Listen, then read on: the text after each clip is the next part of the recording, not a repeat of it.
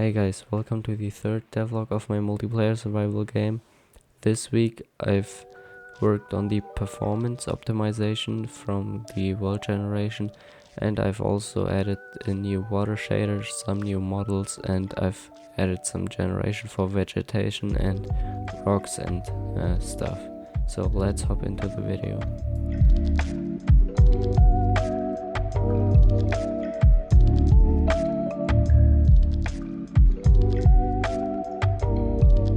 Alright, so the first thing is I went into Blender and modeled some new trees because the old were looking a bit, weren't looking good, and these new ones are looking a lot better. They are a lot more open and it's a lot better. And yeah, that's for the new models. I think those are the final ones. I don't think I'll remodel them again because I'll be adding some other tree types later on.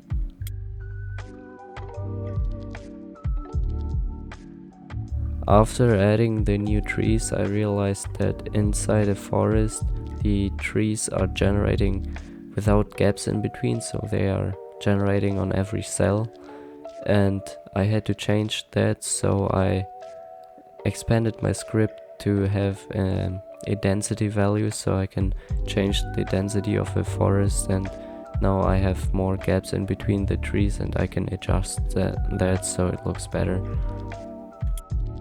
Next up was the rock and bush generation. Those are the two things I want to generate for now. Later there will be just random logs and I don't know, maybe leaf piles and other stuff that will be generated, but for now just rocks and bushes. I made some quick and dirty models in Blender. They will be changed a lot later, and this is what it looks like for now. They are generating random throughout the world and not as cluttered as forest. And if I add biomes later, the whole generation will be changed, and this is just for now for prototyping. Alright, now to the performance optimization. This took me hours upon hours to do and it's still not finished, but it's a lot better than before and it's a lot smoother. And all I've done is splitting up the generation and calculation and rendering to different threads. So the CPU has multiple threads. Mine has, for example, 16, and I was just using one of them for all of the tasks like rendering, calculating and everything else. And now I've split it up in between rendering and calculating the mesh data, and now it calculates the mesh data on one thread and renders it on the other thread, so it runs a lot smoother and things are done in the background, and instead of doing it like while the game is running and rendering all of it. This eliminates all of the big major lag spikes. These small lag spikes you'll see later are from generating the trees and all the other objects. This will be optimized later with a different approach, but for now this is a lot better than before, and I'll let the time lapse run. While the time-lapse is running, I'm gonna talk about some plans for the future of this game. And after the performance optimization, I wanna go over to biomes, and this is the final step for the prototype world generation. And after that I can start on finishing the character controller and adding multiplayer different models and animation. And for the character controller there will be swimming and an attack system. An entire combat system has to be made, and also a weapon system and tool system, so you can chop down trees, for example. Then I have to add multiplayer and sync everything, and I have no idea how to do that, so this is gonna be fun. And last but not least are models and animations, and after that just some small things like adding enemies and other stuff. But yeah, those are my plans for now, and maybe I'll add something later. And please give me ideas in the comments about what I can add and what I shouldn't add maybe. And yeah, so I'll let you enjoy the time lapse.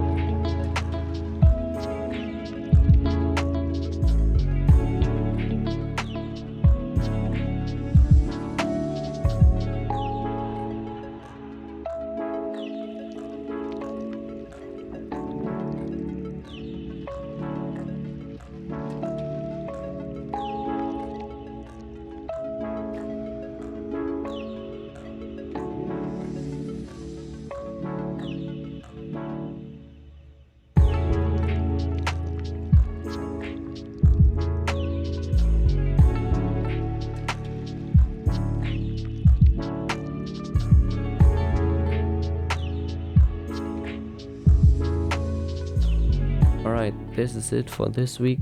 I know it's a very short video, but if I want to make weekly devlogs, then some of these will be big, some of these will be small. It depends on what I'm doing.